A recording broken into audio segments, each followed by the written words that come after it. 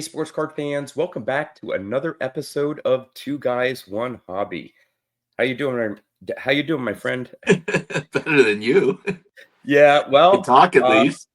yes, you can probably hear it in my voice. The wife and I have come down. I technically gave it to her. A bit of a head cold. Now it's in our chest, and it's been a week now, and we're just hoping to get rid of it here. So I'll try not to be a distraction in terms of any potential coughing and stuff. But yeah, that's why I sound a little bit different today. But I No, hope no you're doing problem. well. I'm doing well. I love your Penn State shirt on. We kind of had a blowout last weekend, but Yep, I forget. still Is good it? to watch them. Yeah, is it Central Florida this week? I believe so. Yeah. Yep. No, So, yeah, who knows? Who knows? Just one game so far, but we'll see. that's true. I'm always too leery about Penn State getting ranked really high at the beginning of the season. Well, yeah. That's Since we can't beat Ohio State, so yeah, but and it's not. at Ohio State. I know. But hey, that's Do we why have a they play the football games, guest right? tonight? Yep. Huh? Is that a hint that we have a football guest?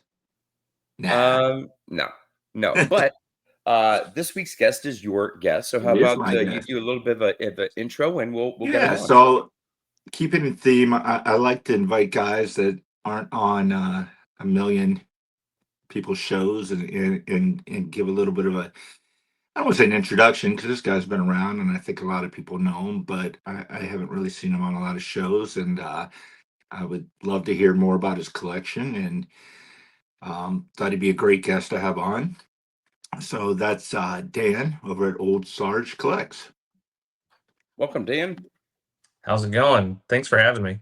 Yeah, Yeah. absolutely. So before I forget, and I'm known for forgetting this, I will have a link to Dan's channel in the description of this video. So if you're not familiar with Dan or his channel, definitely go check him out. Again, as Don said, Dan, you've been on YouTube now for, I'm going to guess 3 years Just at shy, least. just shy of 3 years. Just shy of 3 years. I've been following you, I think, near the beginning when you first got on. I think there are a couple of people that shouted out your channel, and I've been following you along. And great channel, so great guy. So definitely give him a look if you're not familiar. So that Dan, sounds like maybe it's we going can to be start off by Hall of Fame worthy this year, or eligible, I mean, right? I don't think I'm going to make it this year. I think next year I would When do make you it. hit 3 years? March Oh, or yeah. February, March. So Yeah, you're probably just going to miss it. yeah. Yep, I was like seven or 10 days shy of making it the year before Don, you and I get in. Yeah, I But planned mine to hit. No, I didn't even know about the Hall of Fame when I started my channel. It's like, yeah, oh yeah, oh well that boy. was well before even that. Yeah, yeah. But Dan, how about you just maybe give a brief background on your collecting history, what you're into? I know there's certain things that we may focus on that are part of your collection on this, but give the mic over to you. Thanks. So my collection has evolved so much since I got back into the hobby. To kind of give you a brief history on that, I collected as a kid. First thing I collected was Garbage Pail Kids, so non-sports. But then I transitioned into baseball, and I think we'll talk more about that in a minute. But I had some major league influences for me starting to collect baseball cards, and so I started collecting baseball cards, and I did so until around 1994 when the strike happened. That kind of left a bad taste in my mouth. So I was out of the hobby for a long time until 2017, and jumped back into the hobby. The reason why I got back into the hobby was because I wanted a Mickey Mantle card. And I'd never owned a Mickey Mantle card. It was like my dream to have one before. And so I went pursuing a Mickey Mantle card. That's when I learned about grading. It's when I learned, so much. So I got my Mickey Mantle card, and then everything kind of took off from there.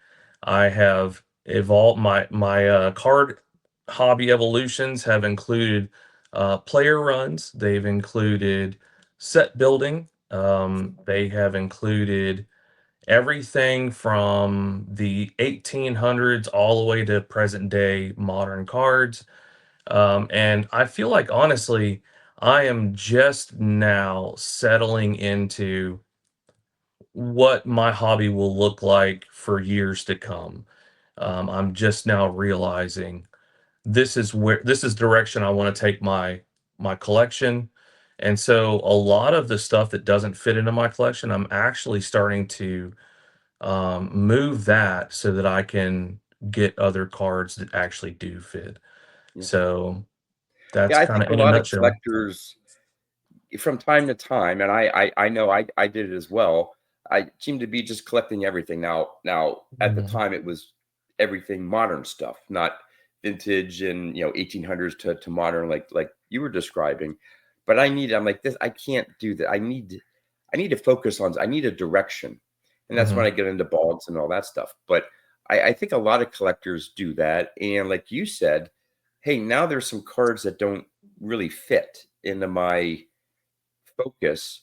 And what better way to start building and have funds to do that is sell the cards that no longer really interest you or fit into your more narrowed focus. So what correct. direction are you heading going to be heading into? Well, the best way I can describe my collection is going to be from an artistic standpoint. So I come from a photography background, and because of that, I really appreciate the images on a card. Whether that was a picture that was turned into, an artist rendering, which turned into a card, or just simply, a modern card with a picture on it. It's the image that counts for me. So, in a way, it doesn't really matter whether it's a Hall of Famer or not a Hall of Famer. If I enjoy the image, then Mhm. that's the right card for me. Right, that Okay. makes sense. Do you collect like type 1 and type 2 photos as well since you're into photography? Well, I have one done, Okay. and I recently purchased this. Was a huge purchase. Before I show it, I don't know if you can see my background. Mhm. So I have a second hobby, and card collecting isn't just my only hobby. I collect Dr. Pepper items as well. Okay. I found an item recently that I've been aware about for a long time, and it's my only Type 1 photo, but it fits perfectly in my Dr. Pepper collection and baseball. So is this picture My was taken gosh. in 1938. I don't know if you can see it. Yeah. 1938, and that is of Walter Johnson and his son, and both of them Oh, are wearing uniforms representing a team sponsored by Dr. Pepper. Oh, that is wow. really cool. I've never seen that before. Yeah.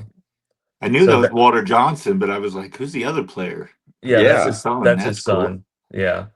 So that's the only type 1 photo that I have. However, I after I picked up this one, I went searching for more. I wanted to get, some Babe Ruth photos and some Ty Cobbs, but I think all of those are kind of out of my price range for right now. Yeah. So, two questions on that. Were there other major leaguers on that team? I You don't know. okay? It's the And so only. I didn't. I thought maybe there were other photos out there. And what's the lore of Dr. Pepper for you that you collect Dr. Pepper items?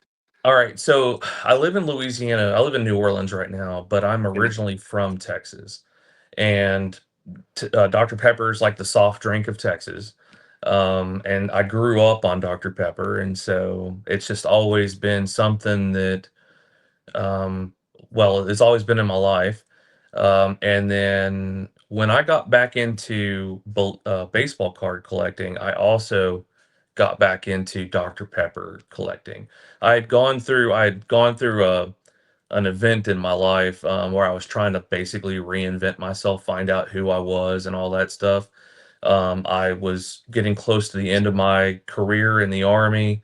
I had gone through a divorce, and it was that divorce. I was like, yeah, I've been, living for, someone else this whole time. I need to figure me out. And so that's when I kind of kickstarted both collections. Cool. Okay. Now, is the Dr. Pepper memorabilia a little more affordable than baseball cards, or is it through the roof on No, some no, things it's too? more affordable for sure. Okay. Yeah.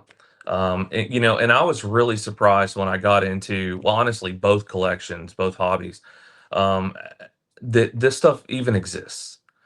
And that's something I love about the hobbies is, you take something from the 1940s, like you can see just the edge of this one right here. Mm, That is a lithograph from the 1940s depicting a soldier riding a tank, and he's talking about how he would give up his entire paycheck for a Dr. Pepper.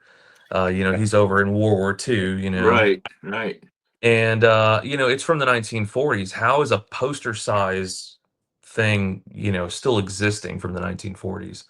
It's made of cardboard. Yeah, I just don't get it. So um and so it still shocks me today that I have cards from the late 1800s. Yeah.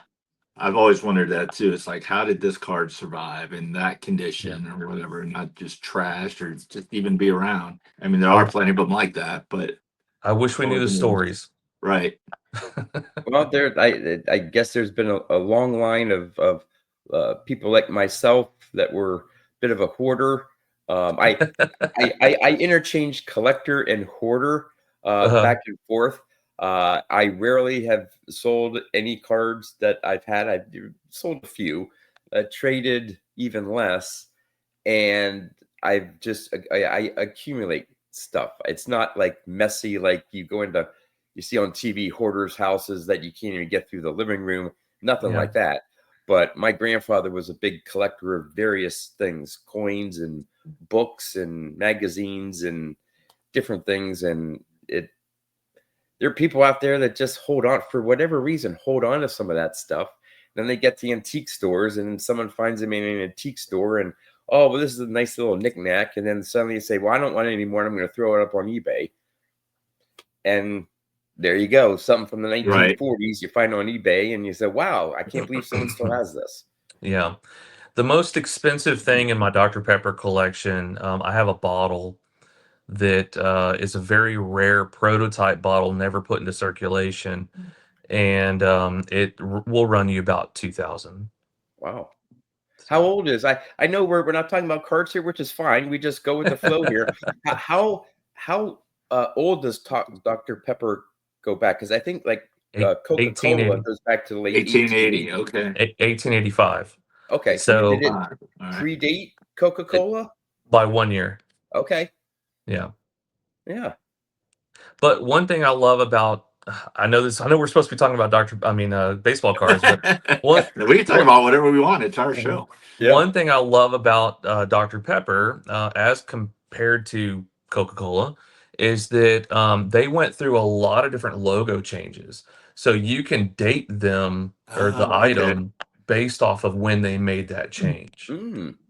So Now, at least I don't know of any. Maybe you do. You know, like how Hires Root Beer had those great cards. And did Dr. Pepper ever put out a baseball card set?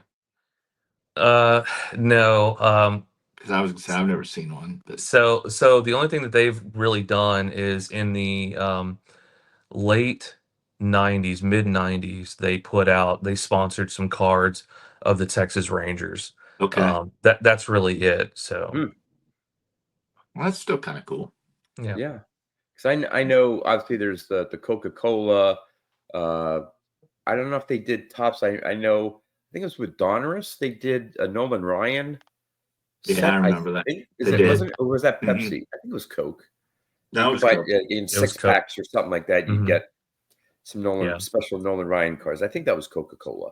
There was a But lot of companies jumping on bandwagons back then, like Purina and Pepsi did theirs. I think 1981, Pepsi did a set.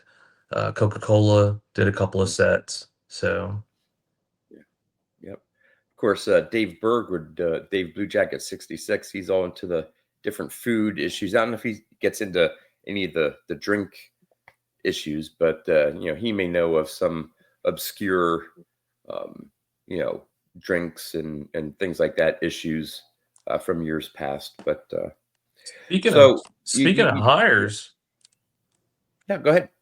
Oh, Oh, I love that card. yeah. Such an hold on. awesome. There we go. That and the Yeah. Willie Mays. So I really like the Billy Mays, but this one is my favorite. Yeah, I agree. So there's the ad. I've never had a hires card. I'd like to get one of those someday. Now, it looks like since that got an SGC 5 that obviously they don't discount the fact that it doesn't have the tab. Apparently not. Yeah. Because I don't know if I don't think they ding Redman's if they don't have the tab. They do. They do? They do. They'll give them an authentic. They give them an Really? authentic, maybe because Mhm. it's well with the hires there. That's a perforated tear off, isn't it? It is. Yeah, you can see the perforation down Isn't here at the Red bottom. Man? Correct me if I'm wrong. Wasn't Red Man? You had to actually cut it, so You maybe do. that's There. why, since it Mhm. wasn't perforated, maybe why they, those more knowledgeable vintage collectors that are watching would love to know in the comments. Is it because the Red Man you had to cut the I mean, it bottom makes tab sense. off? It makes sense. This is what they do with everything else that's hand cut. Yeah. Mhm.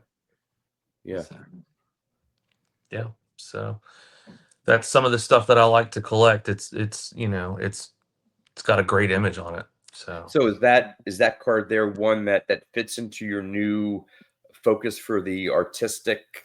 yeah, that was going to be my next question. What's your new focus here? Since you said you were getting yeah. rid of some cards. Yeah, so this definitely fits, although I have one of Pee Wee Reese that I'm gonna sell. Because this one, because of the way he's sitting, where he's leaning on his bat and everything, to me, that one fits my my collection because it's a neat image of him kneeling. Mhm. Whereas my Pee Wee Reese just doesn't necessarily fit. It's just a picture of Portrait. Yeah. portrait picture. So Yeah. Now, would you? And again, I'm. This is just a guess or more of a question. If you're looking at more of the artistic look mhm. of a card, I would think that while maybe some modern cards would fit into that, again, maybe based on the image of the player or something like that. But in terms of the artistic side of it, from visually standpoint, I would think that your collection then would focus more on like the early 50s and then into pre-war where they did like a lot of the lithograph and Mhm. more artistic drawings of images, or am I Well, off base? so when it comes to the modern, I don't want anybody to get mistaken. I'm not out here collecting, Skeens cards or, Aaron Judge cards, Otani cards, things like that. I stick to the Hall of Famers. Okay. So Okay. so when I'm picking up a modern card, it's going to be something along this line.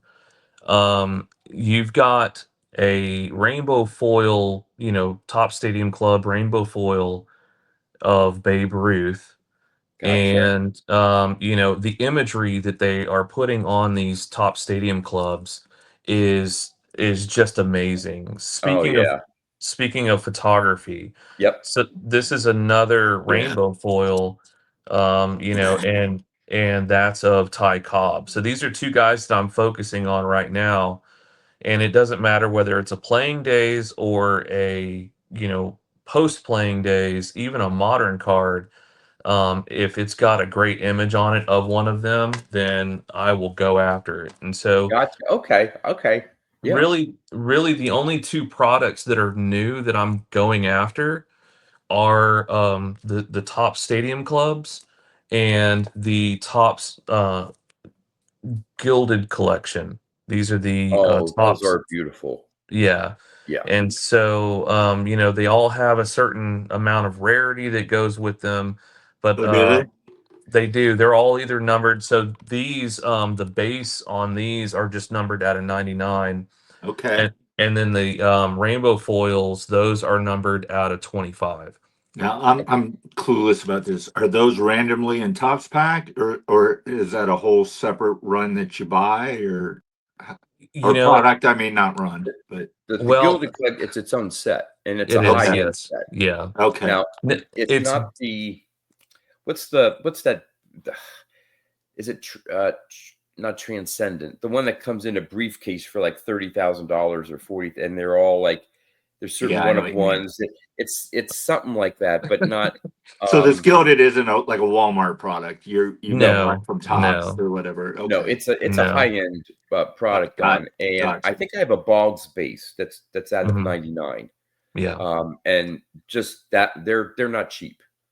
But they're beautiful Oh cards. yeah, Yeah, they are. But I'm really truly I'm just buying them for the image. I mean, I love them. I love the quality of the cards, but at the same time, it's more about the person. It's more about Ty Cobb or Babe Ruth, and it's more about the image that they have on the card. So if even if it's an image of one of these two guys and I don't like it, I'm not going to purchase the card. Right. Yeah. So Well, started maybe I don't know 2-3 years ago. I forget when I started. I really haven't picked any up in a while. I'm not sure if I'll ever pick that up again. But I started. Topps had done some short print image variations in their oh, I base remember set you doing of that. Hall of mhm, I forgot Famers, about that. and they Yeah, were. yeah, I mean, I love the images because a lot of the ones you don't like were never used on cards. They were candid shots. They were I don't know where they got the images from or the license to use the images. But there's one of like Ted Williams fishing, yeah, and there's other ones that are just they're stretching in the outfield or something like that, and they're just great images of these players that you don't see very often. hmm And so I really like that, and I did get a lot of the cheap base ones, and there's some super short print ones that I'm thinking, okay, wait a minute, if I'm going to go down this route, there's some that are when you get into the SSPs, now you're talking like $100, $200. I'm like, I don't know if I want to really seriously try to get every single one. right. They're not numbered, so it's not like they're impossible to find. You can find them out there. Some of them are just a little bit, expensive. So, but I just love like you were saying, I love the images of those Hall of hmm Famers, and it just happens to be a new product. right. Can you imagine how awesome it would be to have, let's say, I don't know, let's say a Gaudy card that had this image, or Yeah, Right. a playing days card that had this image of Babe Ruth on it. He's got a lot of great looking cards, but at the same time, none I would say as cool as that. And a lot of these, Don, to go back to what you were asking about the Type 1 photos, a lot of these come from Type 1 photos, Okay, and they're just producing cards of old Type 1 photos. that's awesome. So that's again, I mean, like this one that of the Ty Cobb, that's a famous, I think, yeah, Conlon. Yeah, yeah. I Um, think you're right. so that's the one I would love to have. So I don't know a lot about the different types of photos, but I found a type 3 or type 4 of that image that's already been graded. I've thought about buying, but Yeah, like show you one Yeah, here. even like I don't know my photos, but I know the type ones are like the original, and then other Mhm. the higher number type you get are like either additional copies, either from the original negatives or copies of something that there's more of, I believe. Right, You right. get a Yeah, It's from my so understanding, that's right. yeah, like this one, I don't know what type it is, but Rick Vintage Oddball Cards gave it to me, and it's just not a normal photo I see yeah, of Stan, but on the Right, back is the actual news clipping right. for the Yeah. photo. yeah, See, that's awesome. And even if they would have zoomed in and cropped him Yeah, out and put that image on a baseball yeah, card, make that on the card like yeah, because yeah, with like that, Stan, like his modern stuff, they keep using the same they do. poses and photos over and Mhm. over again. It's Yeah. like, come on, But it's got to have they more than that. they need to do something like this on a Oh, you modern that yeah, card. yeah. man. Hold on, let me. Yep, yeah, I used that card. I don't know if you ever saw the piece that Scott Reindeer Studios did for me. Yeah, I'll Um, grab it. yeah, grab that because I don't think I've seen it. Speaking of Scott, I've got a number of his stuff. What? One thing I love about having Scott in the community is Yeah. going after all his stuff. I mean, having Yeah. him. Well, hold that card up again, and then John. So I sent him when I wanted this piece. That's the photo I sent him There we Oh, go. that's Yep. to be awesome. Yeah, kneeling here. So this was taken from the Rawlings box card that you have there. yeah, that's awesome. Yeah.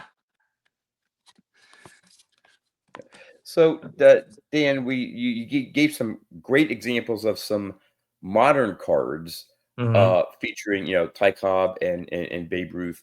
Are there any pre-war cards that fit in again into your new collecting interest that you either currently have that you have to show off, or maybe ones that you have seen that now you want to add because you've seen pictures of Absolutely. them and Absolutely. So, let me grab. I did set out some cards here. Um, Also some. I like cards that have a little bit of rarity to them as well. But before I jump into that, so this is this fits that category. Yeah. oh yeah. I think I commented on your video about that because that's a Pittsburgh player. That one's you've shown 3 major cards on my want list. Yeah. You've only shown 3 cards, and they're like 3 that I want. Maybe that's why I asked you to be on because I love your collection. Oh, thank you, But in thank that you. one, I've always loved it. Looks like the smokestacks, which at the Oh time in man. Pittsburgh with the steel mills, you can see it in the back of that photo there. Mm-hmm. See this card right here, I'm from my video. It puts you right in Pittsburgh, turn of the century, early Right. 1900s, and all the juices start flowing about going back in time and attending a Pirates game, and that's it just makes me dive right into the picture, and so that's kind of what I'm chasing, just those images that you can't find anywhere else. I'll Yeah. show you another one. This one recently came back from SGC. That image right there is just the red background and then him with his arms stretched out like that, and this is uh who's this? Red Ames, and this is his caramel card, but I I'm sorry, what love was his name? Red Ames. This is a Okay. 1910 Philadelphia caramel Red Ames. Okay. Hmm. Now, let me Yeah, show you something that's a unique pose. I don't. it is. Yeah.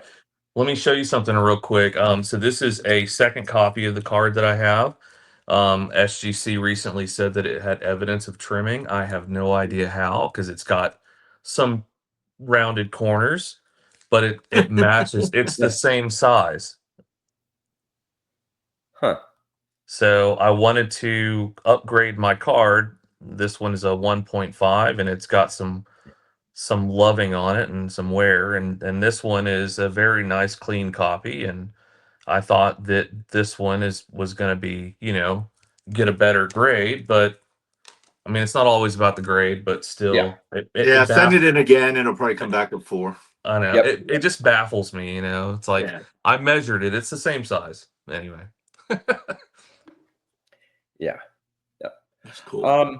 We're roughly about halfway. So I Okay, know, Dawn, you have a trivia question, Well, it's and more like a little I have a game than a couple as trivia well. question. Well, why Okay. don't I go first since it might take a little Yep. longer? Yeah. So Yep.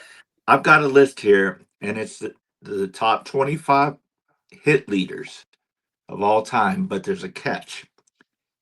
These top 25 only played for one team. Why don't you guys take turns and see if you can name them?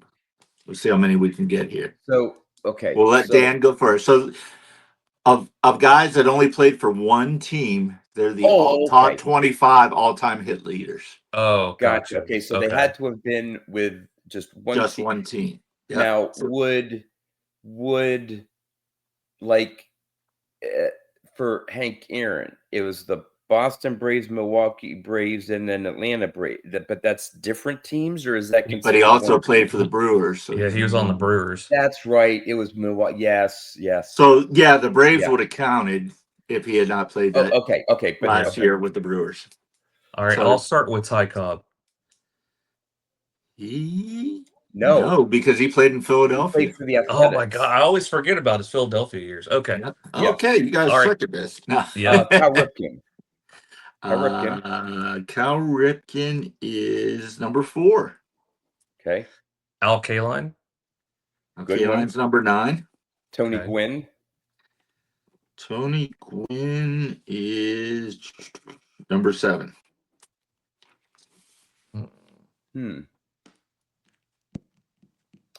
Hit leaders. Let's see. Hit leaders. There's 1, 2, 3, 4, 5. There's actually 10 guys that have 3,000 hits, but you guys have already named 3 of them. Actually, the only 3 you've got were in the 3,000 hits. Okay, so everything's less than 3,000 now? No, there's 10 guys that hit 10 3,000. guys with 3,000. Oh, okay. Wow. Honus Wagner. Now, Hannes Wagner played for a team in Louisville. Ooh. With a So, yeah, that counted. Oh, Okay. Okay. Let's see. I'm terrible at this trivia stuff. Again, I'm Oh trying my to God, think some of these guys are 3,000. obvious. I mean, there's some of the guys are less than 3,000. Oh, yeah. I mean, I can name I'm trying to think of some of the 3,000. I can name a lot that are under 3,000. Stan Musial should be on that list. Yes, he's number 1. Okay. Yeah. See, what's stumping me is I'm trying to now think of all the guys that played for only one team their entire career who also have 3,000 hits. Or Now there's 25 guys here. Only 10 have 3,000. Yeah. I mean, Okay. I can go through and John, you keep saying that, but you haven't guessed anyone. Roberto Clemente. Yes. He was I was right. about to go, guys. Yeah. There's 2 of them right there. Yeah, he was right at 3,000. So Correct. So I don't think DiMaggio played long enough. Gehrig is on here. He is, where is he? He's 16. I don't think Mantle would have had enough. Mantle is 22nd. Okay. All right. Oh, wow. 25. Okay.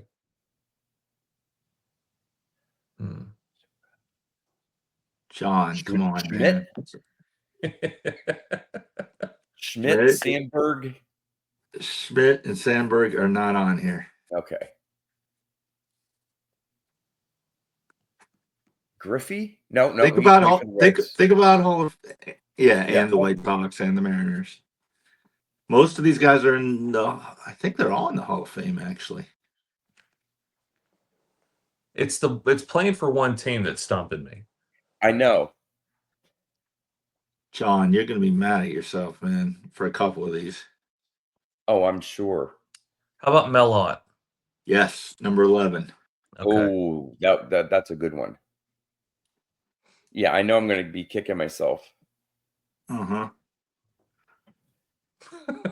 You guys give up? Are we going to have dead air here? Or you want to guess Ted a few more? Williams. Ted Williams is number 17. Kari Shemsky. That's why I said you're going to kick yourself. There you go. Yaz is 3rd. Lord. Yeah. Ernie Banks. Yes. Yeah, that's 18. A good one. See, now I'm going through all the decades. Yeah. No, it's not Yogi Berra. Played for the Mets. Right. Same with Duke Snyder. Played for the Mets. Yep. You guys give up? Yeah. Yeah. So number 2 is Derek Jeter. Number 5 is George Brett. Oh my God. Okay. Number 6 is Robin Young. Number 8 is Greg Biggio. Oh man, why didn't I think of him? Yep. 12 is Brooks Robinson. 13, Charlie Gehringer. 14th, Luke Appling. 15, Chipper Jones. 19, Todd Helton. 20, Jim Rice. 21, Pie Traynor. 23 was Lou Whitaker, 24 Alan Trammell, and 25 Barry Larkin. Wow. Yeah, there were some ones that oh gosh, Brett. I don't know how I missed Brett. You I guys think got there was some 11, so you didn't even get 50% of them, guys. there was Yeah. definitely some no-brainers in there that I Yeah. should have we should have known. Like Jeter, Brett, Brooks Yeah. Robinson.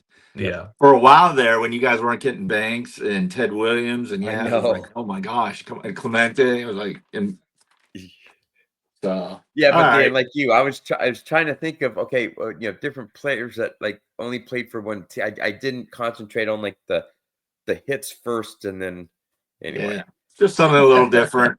See if I can No, stump you that guys. was good. That was good, yeah. Yeah. So, yeah, that's one of those, like, on Facebook, you see these things that come up, and like that's a cool one. Yeah, I do like those odd little trivias, like the number of people in history that have, and they pick various stats that have at least this number of stolen bases, home runs, RBIs, and batting average or something, and they find the top 6, and Right. these are the only 6 that fit into this category. It's like, well, okay, Yeah, you can do that with anything. yeah, especially if your favorite player fits into that category. Hey, look, he's one of only 5 that have ever done this. Yeah, but like you picked some weird combination of career stats to make it fit or something. Right. Yeah, anyway. So now, Dan, I got to check out these top skilled to see if there's any musials. There are. Yeah, there are. Sure there were. Actually, the Topps Gilded started in 2022. Okay. And just so you know, the Topps Gilded, they have the same card design as the base Topps does. But it's all like a gold gilded refractor. Okay. But the imagery, like I know for a fact the 2022 image of Stan Musial is like it's phenomenal. It's a great image. 22, you said? Yeah. Yeah. All right. I'll check that out. Yeah, and there's another. I go back. Yeah, the gilded is again very popular, and Transcendent I think has some nice designs. It's like a higher end. I don't know if they have any like the foil designs or not, but I'm not really sure. So I learned a lot from, Shane over at Shoebox Legends about all this stuff. And before I stumbled onto his channel, honestly, I knew nothing about modern and nothing about modern issues or anything like that. And Don't either. after watching his channel for so long, I started picking up I started realizing that, yeah, some of this stuff is kind of cool and interesting, and I started picking up a lot of it. And then I went crazy on it for a minute and was picking up everything left and right. But I've settled down now on just those two issues, either the Top Stadium Club Rainbow Foil or the Topps Gilded Collection. Those are the only two new products that and it's only going to be of certain players. So Babe Ruth, Ty Cobb. My favorite players, my top 2 favorite players in Major League history are those 2 players, Babe Ruth and Ty Cobb. So when it comes to the modern product, I will primarily focus on them before anybody else. So, I mean, don't get me wrong, I love all the other players too, like, Sure. Mantle and Musial and, Ted Williams, especially because he's a veteran and, so is Musial. But anyway, I was gonna say you could pick a lot of those guys from the 50s and 60s cards that were in World War II. Yeah, exactly. So, but Ruth and Cobb, those are my primary 2. That it doesn't matter whether it's a playing days or a post playing days. I'm gonna want to pick up their card if I can afford it. So right. Yeah, I only know some of the modern sets if Boggs is in them, and I usually pick up one of his cards. Like, oh, okay, he's in this set, and I see the cards on eBay or something like that, and that's why I know about Transcendent and Gilded and all that stuff. Just because Boggs is in the set. That's more than I know. As you can see, I was asking earlier if they came in packs. I know nothing. Well, see, I have my pet peeves about certain issues, also modern issues. Like, I don't like modern issues that harken back to another set. So, for example, if it's like a Topps Heritage and it looks like a 1975 Topps, well, probably one of my least favorite sets is, 75. And so, why would I want to buy a modern card that looks like another set that I just don't care for too much? So, See, I'm kind of the opposite with you on that. Yeah. I think they're really cool. On the flip Yeah. side, yeah. And 76 was the first year I started collecting, so I love that set. And Yeah. this year was 76, and I only bought one pack, and it freaking had a Stan Musial in it. I Oh, was like, nice. it was meant to be. It was like a Yeah. throwback. Yeah. But Yeah. yeah, if I In 2 didn't more like years, it'll be that set 78 will be originally, my I set. wouldn't buy them. But what's Yeah. that, John? I said in 2 more years, then it'll be 78, which is my set. Right. So, There you go. Yeah, I mean, if I didn't like the set, I agree with you, Dan. I wouldn't buy yeah. them as moderns. Yeah. And like, even as much as I like that set, I literally bought one pack just to see them. Yeah. Yeah. Yeah. That's brave. I don't buy packs anymore. I miss it as a kid when when you were a kid and you go into the 7-Eleven or something and you buy a pack of baseball cards like that was the best. Right. And it's just not like that anymore, I was unfortunately. in Walmart the other day and I was just curious. I cruised over looking at the cards. I guess it was called a jumbo box, $74.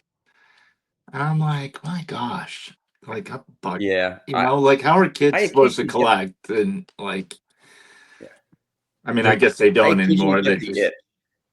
And I can't justify now just even like what they call it a hanger box for like Hmm.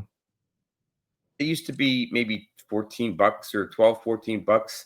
Now they're like 20 something. And if you want to the size up now, you're talking about close to $30. Hmm. And I'm like, you're not going to get anything in it. And so right, it's just right, for the fun Yeah. of ripping open. yeah, That's expensive of just a so if I Yeah. do anything, I go to my local card shop and buy some old packs from the 80s or something like that. Hey, it may Yeah. cost, $5 or $6 a pack, but at least I can maybe pull a Hall of Famer or Yeah. just it brings back good memories, and I don't mind spending that money for on a pack of 81 Fleer because I Yeah. love that set.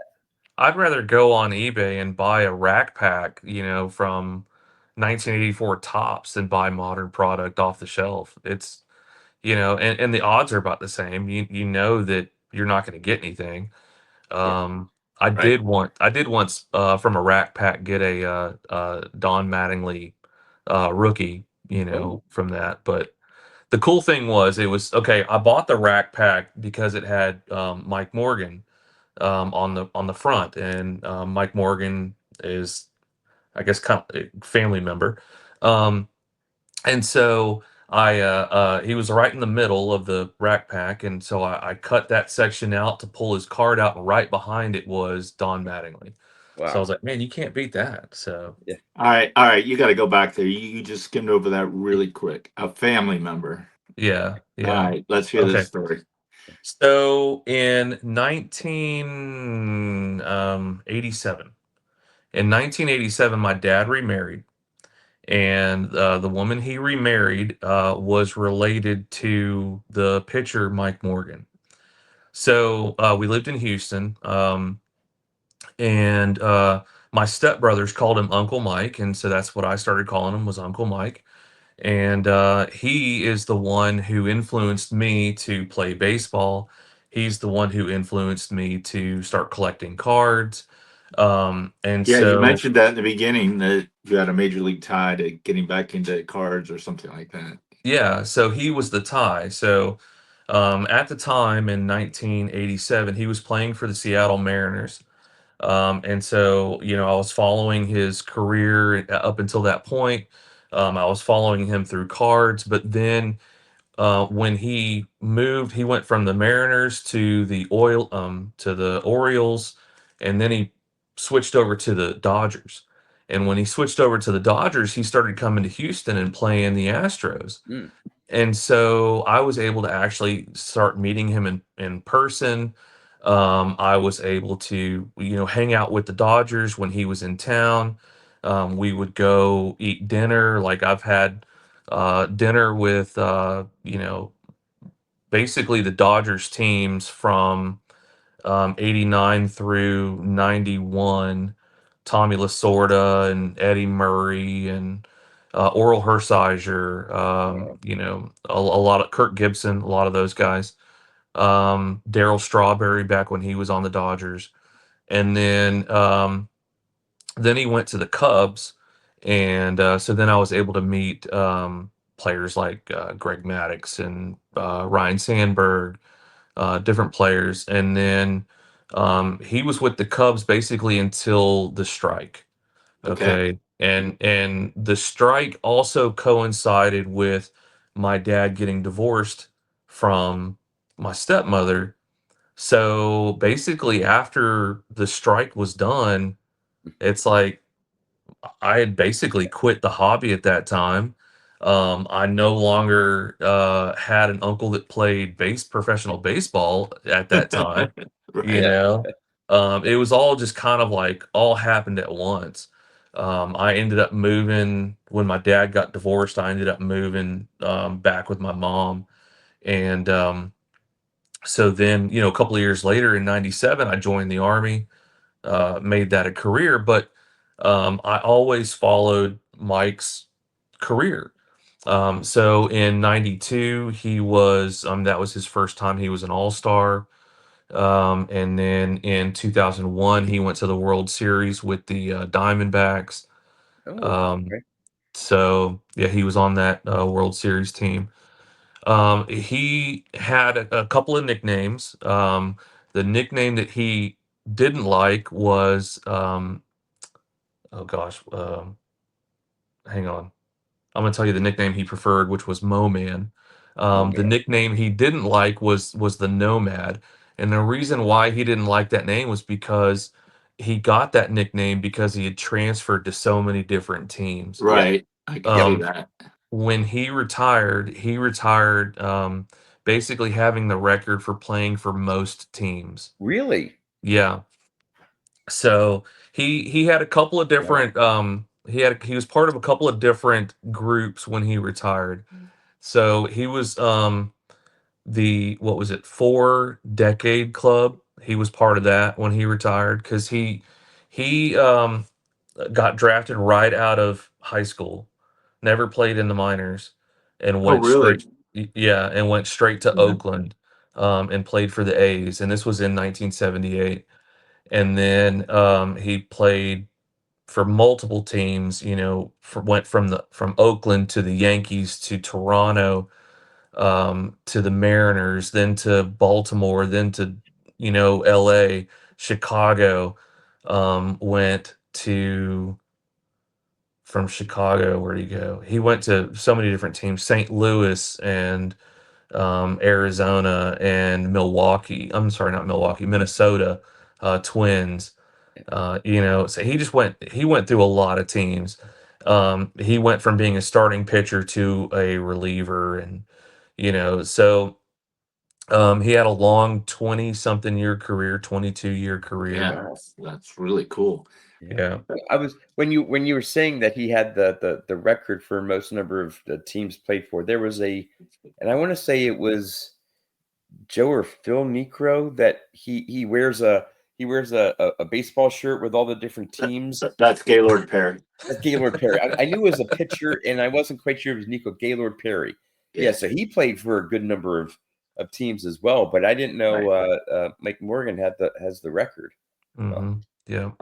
Do you still have any contact with him, or since the divorce that ended as well? Since the divorce that ended, although a couple of years ago I sent him a TTM, and wrote him a letter and everything, and he didn't send one back. So maybe I didn't have his address correct or something. mm, So actually, 2 weeks ago or last week, I sent him another TTM just to give it a shot and see if he would, mm. respond back. And of course, each one I type a letter, say, "Hey, do you remember me?" And Right. all that stuff. So That's why. So you just tried brushing this off, and now we got like I had dinner with Ryan Sandberg, Tom Lasorda, Daryl Strawberry. oh Such a yeah, cool yeah. story.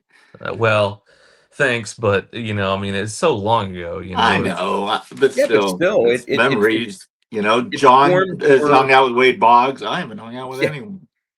But it formed your collecting and I'm like lacking how here. you started everything, and so it was important, even though it didn't maybe lasted only a few years. Mm, It led you to this point today that you're still collecting, yeah, and yeah, yeah. yeah. It was actually a very formidable time of my life. I mean, it started when I was basically 10 years old up until I was around 14. That I was, or 15, that I was, you know, all the way into the hobby from playing baseball, trying to emulate him, to meeting my real life heroes, and it made a pretty big impact on me. So Oh, I bet. How could it yeah, not? yeah. It's very cool. All right, John, Well, you got your quiz. You gonna try yes. getting this? Now, just like we did in the last episode, I looked at this day in baseball history. And since we're recording this on Wednesday, September 3rd, these are all things that happened on September 3rd. So I'll give the year, then I'll talk about what happened and see if you can guess the player. So I'm going to start off with, I think, the easiest and then maybe get to some of the harder ones. So this would be September 3rd, 1957. This pitcher recorded his 41st career shutout with an 8-0 victory over the Cubs and set a major league record for left-handed pitchers.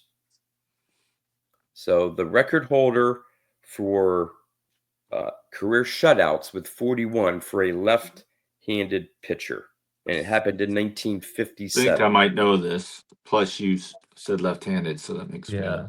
Left-handed, I would go with Warren Spahn. That's who I was going to say as That well. is Warren Spahn. Yep. Okay. Yep. The left-handed sort of, it was like, okay, I think it's going Yeah. to be fairly obvious. All right. The next one. Now we're going back in time to 1928. Oh, I'm toast. Oh, okay. Again, on September 3rd, 1928, this player recorded his last career hit, which happened to be his 724th career double. Charlie Gehringer. Uh, Wait, I what don't year have a was it? clue. 1928. Oh, 28. Derringer played past that. He played beyond that, yeah. So Um, it was this player's last career hit, happened to be a double, and it was his 724th career double. Nap Lashway. Sam Crawford. No, Dan, I'm going to give you one last guess, and it's someone we've been talking about in this video here. So, what player I from that know who time it is now. frame? Ty Cobb. Ty Cobb. Yep, it was his 4,189th and final career hit, which happened to be his 724th. Hey, I had the right team. Double. So, and I think it was for the Philadelphia A's. He went in and That's pitch true. hit or something That's like that. It was at the end of his career. All right. Now, moving ahead a few more years to 1932. This player clubbed their 50th and 51st home run of the season, becoming only the third player to hit 50 or more home runs in a season. What year was this? 1932. And I have a hint. I can tell you if you need. I can tell you who the other two players were. But who was the third? Jimmy Fox. You're right. Jimmy Fox, Babe Ruth, and Hack Wilson were the other two. All right. Good job. Good job. Last one. 1970. This, and again, all this stuff it just happened on September 3rd, which is pretty cool. 1970. This player asked to be kept out of the lineup, snapping his National League record of 1,117 consecutive games played. His record was later broken in 1983 by Steve Garvey. So, what player held the National League record of consecutive game played games played at 1,117 that ended on September 3rd, 1970. I'm gonna guess Ernie Banks. I have no idea. I don't I either. figured this one may Just have throwing been in the toughest one. No, it's not Banks. Billy Williams. right Oh, team. okay. Yeah, I wouldn't have gotten that one. No, I mean I mine would was have a gotten total Lawrence guess. Spawn because the left-hander. Mhm. May have got, I don't know, maybe gotten Ty Cobb. I don't know. To be honest with you, I probably wouldn't have gotten Jimmy Fox. I would have just gone, and I wouldn't have known Billy Williams. So Well, so Jimmy Fox was always going back and forth with Babe Ruth on who was hitting more home runs per season. yeah, So yeah, um, that's why I went. And ironically, I had that Jimmy Fox card sitting there as part of my Diamond Stars set. yeah. I know And so, we didn't. Well, we have a few minutes here. I know that was one thing that you had brought up as we were texting ahead of this video here. Is you're interested in the Diamond Stars, and Don, I know you like that set as well. Yep, So I we have a do. few minutes here left, and Dan, how about you talk about what's special about that set, what you've collected, and so on. well, actually, it all goes back to the imagery. It all goes back to the artistry of it. So I've got two cards I pulled from it.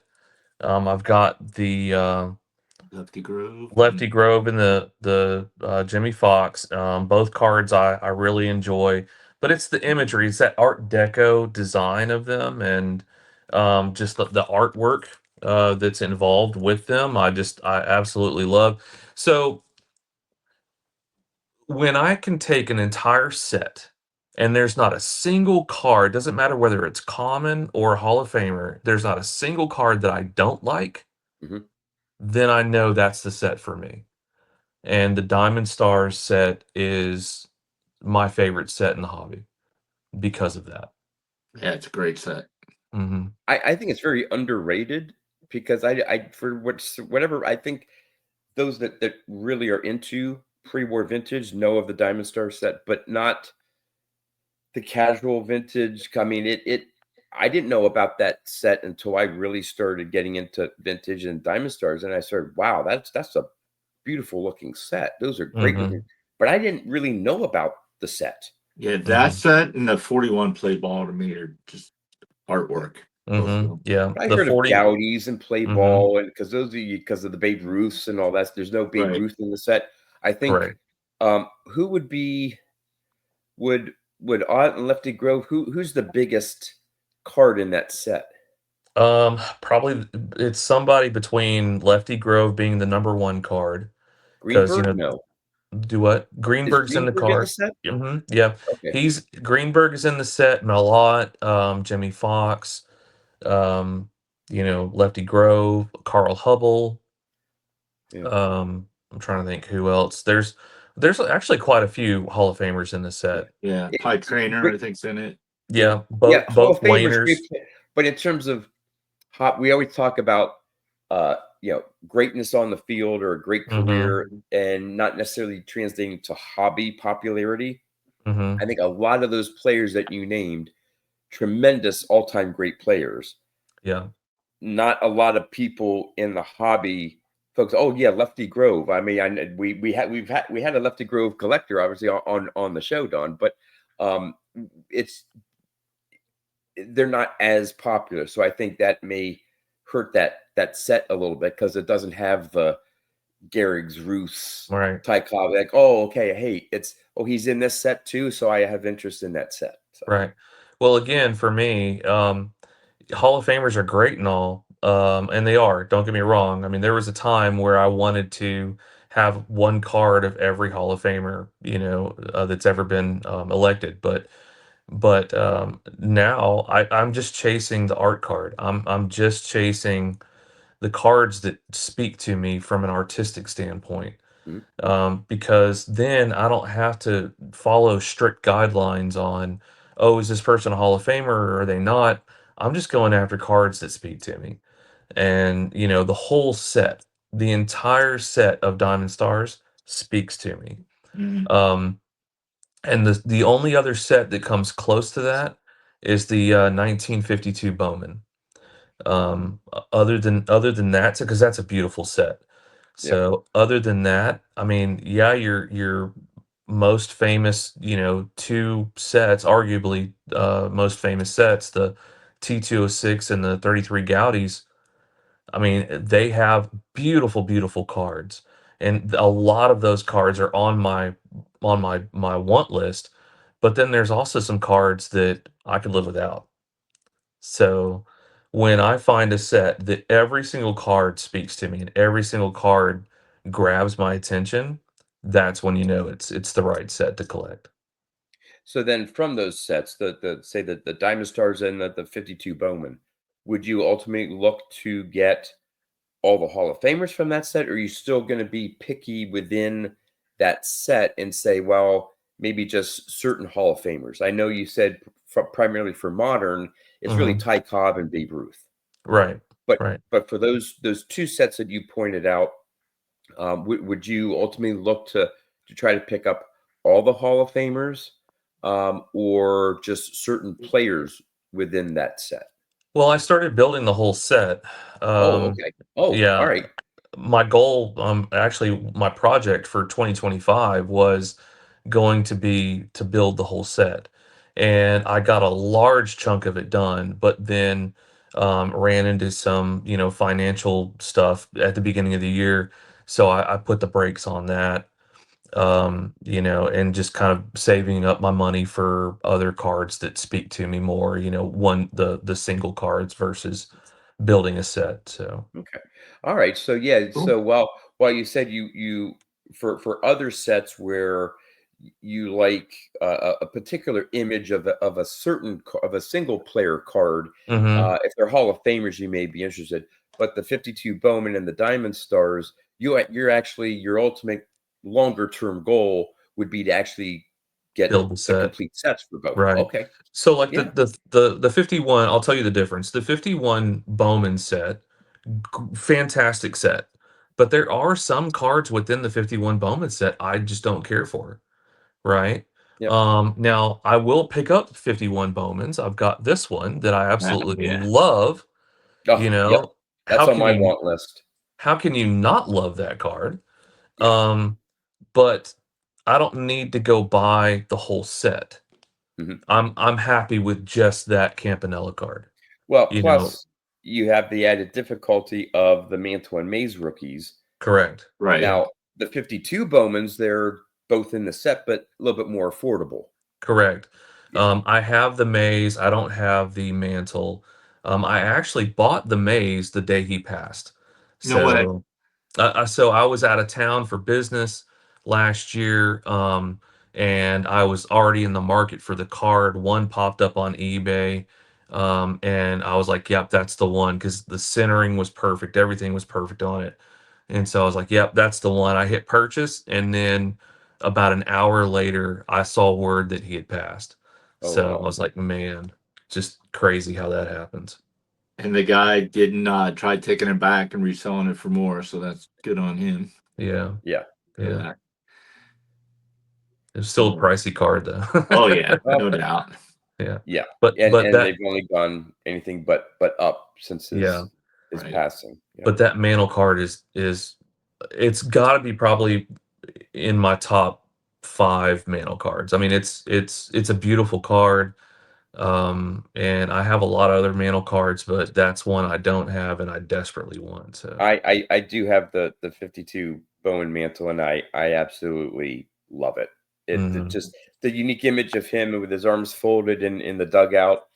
And it wasn't actually until recently, I forget, it was a YouTube video. I don't think it was, oh gosh, what video was I watching that they actually showed the photograph mm, of him, and they say, "Hey, this was used for his 52 Bowman," and the background is different. I think the artist drew like it, has that like a railing or something like that in mhm, the back. yeah, it's like bleacher Yeah, stands or s bleacher thing. yeah, Well, the image of him, it's right into the dugout. right, So I think they improvised on the background, Mm-hmm. but that was the image of him with just, like this. And I think he was just had his leg up on one of the steps of the dugout with Right. his arms crossed like that, because it almost looks on the cart that his elbows like on a table or something, like, but it's not. Yeah. I think it's like on his knee. And Mm-hmm. I had never seen that actual photograph before that the card was based off of. So now I'm like, I get it now.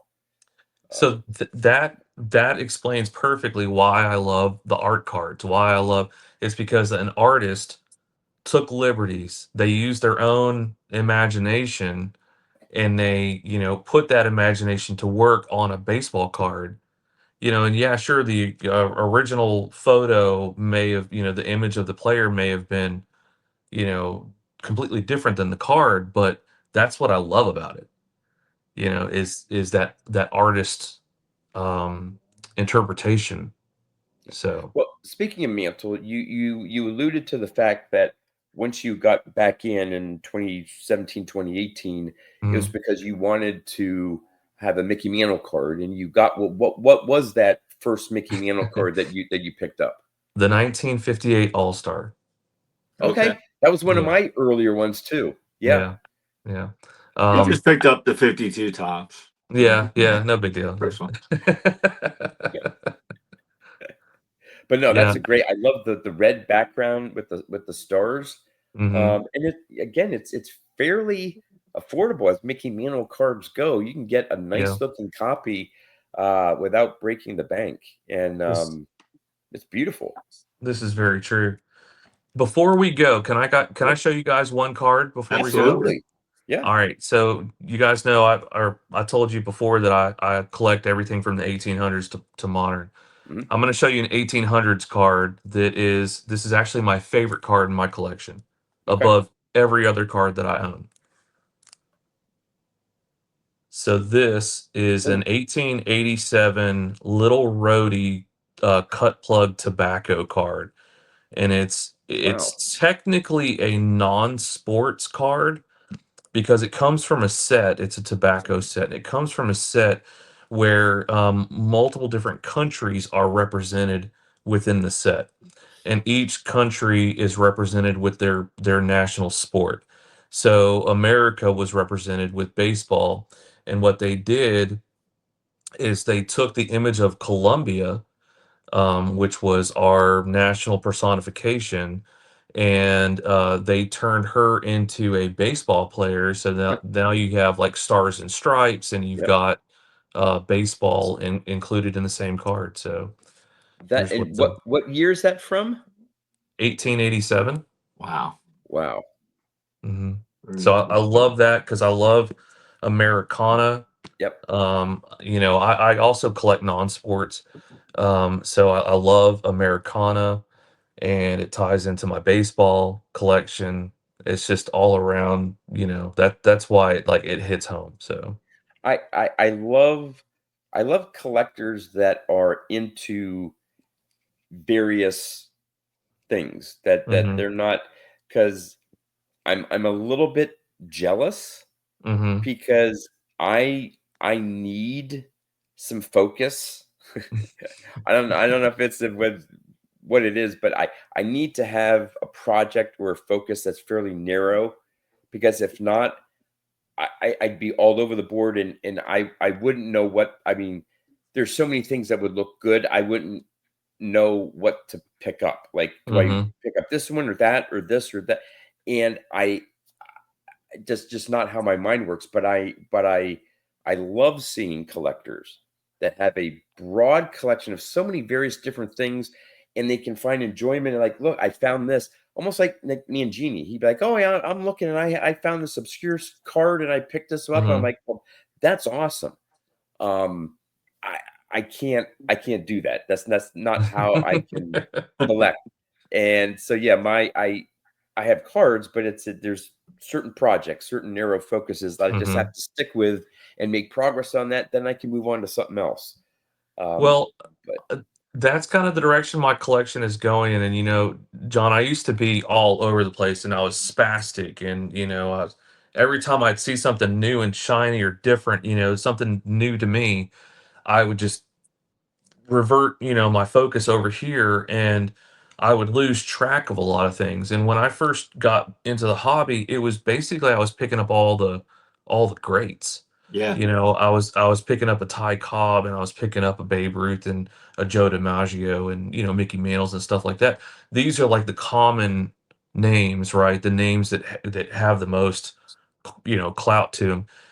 Um, and I started getting distracted with so many different things throughout my time in the hobby, and now I'm finally getting to where I can focus.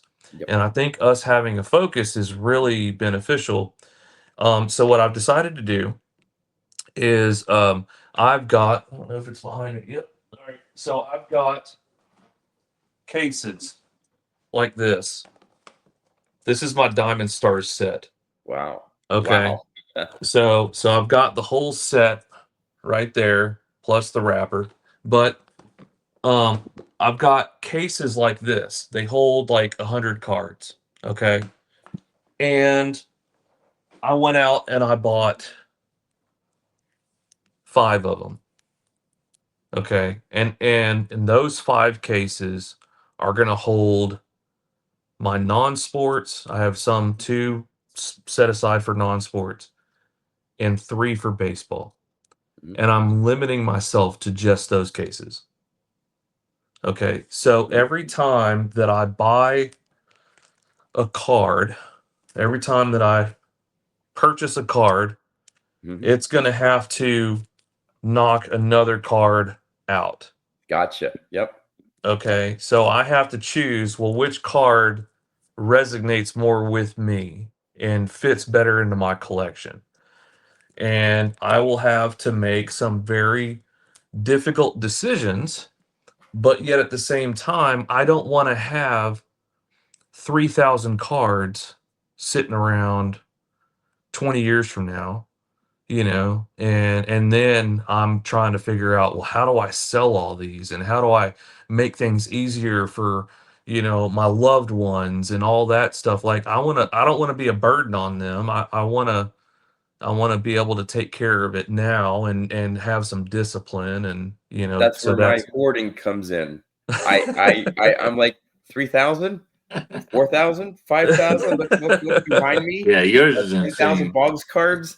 Yeah, I if I had to say, or if someone said you can only keep 1,000 cards and everything has to go, I don't know what I would do. Yeah.